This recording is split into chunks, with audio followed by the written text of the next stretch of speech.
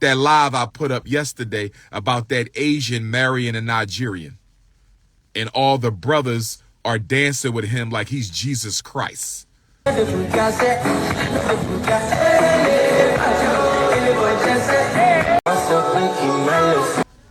You think they are in love? You think the Asians are in love with Africans?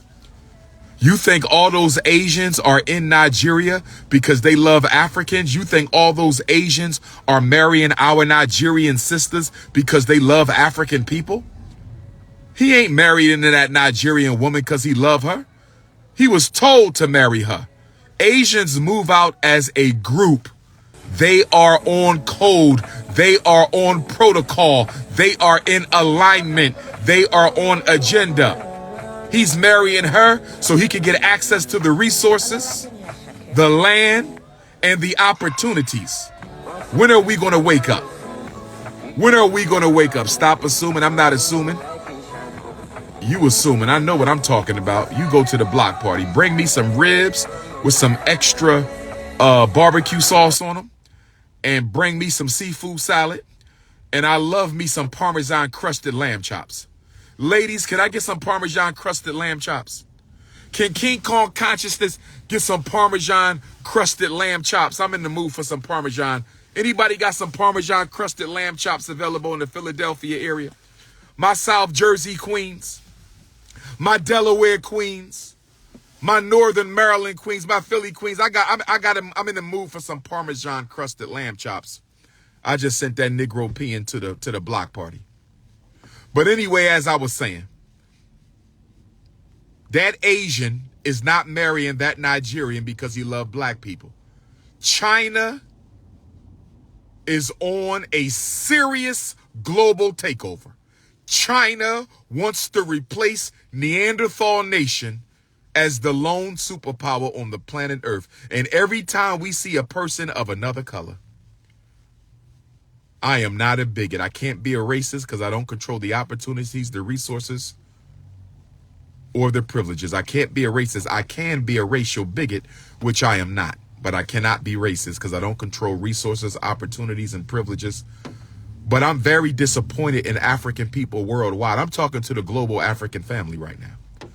I'm talking to the global African family right now. I am very disappointed. Every time a non-African decides to invade our private space, we celebrate them. Can somebody tell me why we do this?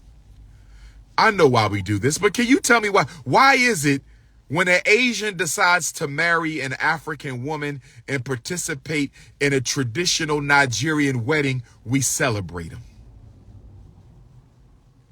When a white person decides to be a rapper, a hip hop artist, we celebrate them. When somebody from another race decides they want to make soul food, black music, we celebrate. Why do we celebrate colonization and exploitation? Why do we celebrate colonization and exploitation? Why do we celebrate colonization and exploitation? Now, let me ask you a question.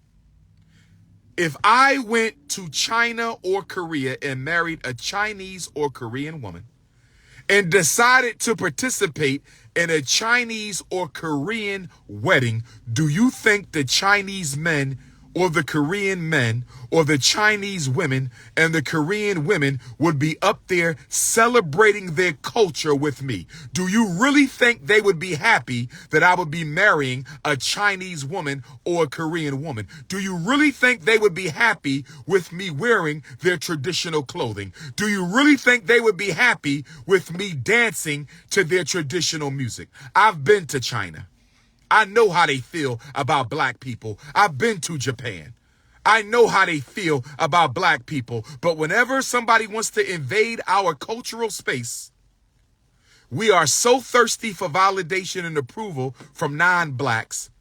We've been beat down by white power globally for so long that we're so thirsty for validation and approval by non-blacks.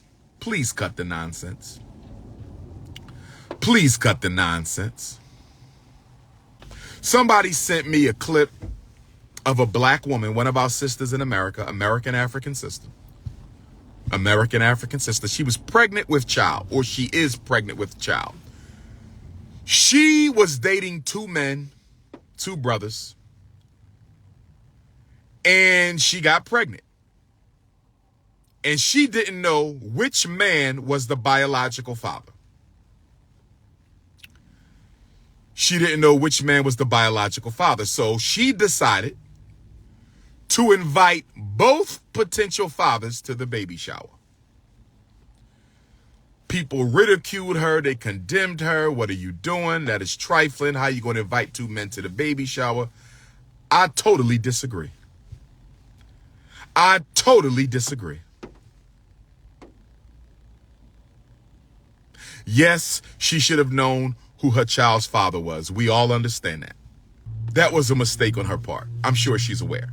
But I appreciate her honesty and integrity in dealing with the situation.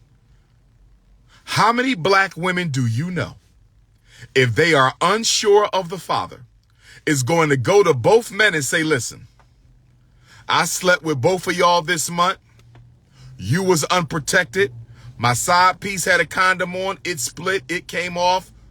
My loosey-goosey sucked it off. Whatever the case is, how many black women you know are going to go to the two men who could be the child's father and say, listen, I'm not going to play no games with you. I had sex with another man this month. I had sex within a 30-day period with two different men. I don't know which one of you is the father. I'm inviting both of y'all to the baby shower. How many women you know have that kind of honesty and integrity? How many women do you know have that kind of honesty and integrity? Most black women would have done what? Because I know a lot of men who found out later the baby wasn't theirs. I know a lot of men who found out later the baby was not theirs. I know a lot of men who found out later that the baby was not theirs. A lot of women will simply play Russian roulette with one man's emotions. A lot of women will simply play Russian roulette with one man's emotions, and they will simply take a guess. I think it's his, or I want it to be his. And they will play the whole pregnancy like it's one man's child. Y'all know what I'm talking about. Some of you sisters are guilty. Some of you brothers have experienced this. Some of you sisters are guilty. Some of you brothers have experienced this. Some of you sisters are guilty. Some of you brothers have experienced this when you're led to believe the child is yours, only to find out after the child is born, or 10 years later, or 20 years later, or 30 years later, when your child need a organ transplant, or your child need a blood transfusion, and you find out at your son's 21st birthday that you are not his biological father. You understand me? We got so many women who have done that to men. Blame them for being the father, accuse them for being the father, label them as the dad, and they never were. So I appreciate this sister being honest enough with these two men. And guess what? Both of the brothers came. Shout out to those two brothers. Both of the brothers came. They say, listen, we didn't like this, but this is the way it is. We appreciate you for being honest with us, and we are both going to be here. And whoever is the father, God bless him. And whoever is not the father, he can be the godfather. Whoever is not the father, he can be the godfather, because you can't expect the man to go through 9 months of wondering and wishing only to find out the child is not his. He can be the godfather. So shout out to the two brothers who were humble enough to respect this sister for being honest, who are humble enough to come to the baby shower and say, it is what it is. If this is my child, I want my child to know that I was there. If this is my child, I want my child to know I was there. And if this is not my child, congratulations to this other brother, and maybe I'll be the godfather. So I don't look at it the way y'all look at it. I think something has to be said for women who can be honest. Yeah, she was a little loose in the booty. Yeah, we know that. She was a little loose in the booty, but yet and still, she decided to be honest and come clean about her indiscretions, and I can respect that sister for that. Oh, yes. Oh, yes. Oh, yes. I have a question for all my FDMG donors. If you are not an FDMG donor, I'm not talking to you. If you are not an FDMG donor, I am not talking to you. I have a question for my FDMG donors. We pulled up the old rugs in 10 of the classrooms in FDMG. We pulled up the old rugs in 10 of the classrooms in FDMG. We pulled up the old rugs in 10 of the classrooms in FDMG. My contractor cannot color match the gold tile that y'all know we have on the floor. My contractor was unable to color match the gold tiles that we have on the floor. Here's my question.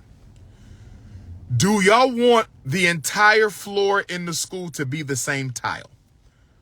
Does it look better for the entire tile of FDMG floor to be one color, which is the gold? Our floor is the same color as the buildings.